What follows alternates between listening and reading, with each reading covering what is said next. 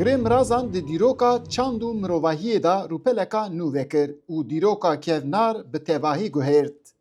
Ev gir di Tirkî da Göbekli Tepe tê binavkirin, lê di nav Kurdan da jêra girê mirazan tê gotin. Ev der li Herêma Kurdan ji bajarê Rihayê 10 kîlometre dûr e. Girê mirazan di sala 1994-95 da ji hêla arkeologê Alman Profesör Doktor Klaus Schmidt va bi awayekî zanistî hate kolandin û deranîn.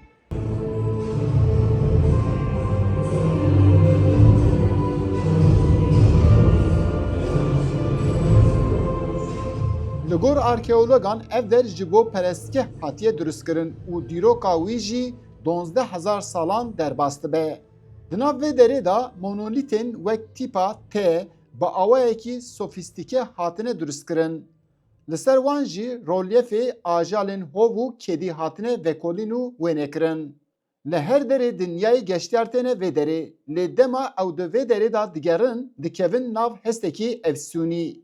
Çok farklı duygular içerisine girdim. Hezana di nav hestekî balkêş deme. Dema mirov di vê derê da digere ya rastî derbasî demeka din dibe û xwe di nav şaristaniyekê nû da dibîne.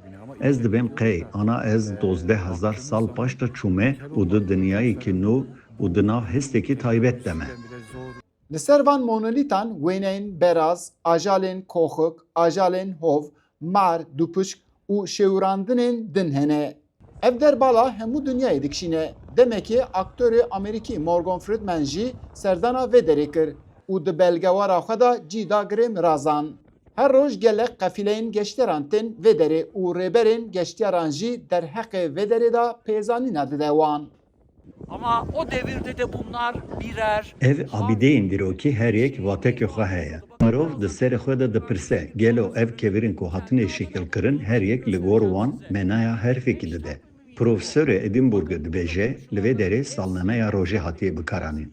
Dîroknivîserê Kurd Meherdat İzadî vê derê wek çanda mirazan diyar dike û 25,000 sal berê jî dibêje çanda zarziyan hebû û piştî wî mirazan hat. İzadî dinivîse ku şopa mirazan di nav zerdeştiyan, êzdidiyan û Kurdan da hê jî dije. Dema ji Profesör Doktor Klaus Schmidt dipirsin ew kesên ku vê dersas kirin çûn kî derê.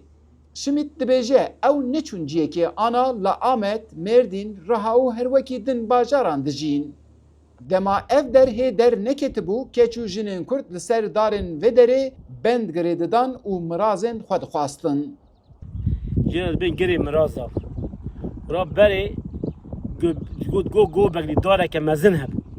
Wa dara pîrek dihatin cem digon biker miraz dabûn dihatin paç bez yani pêva girê didan.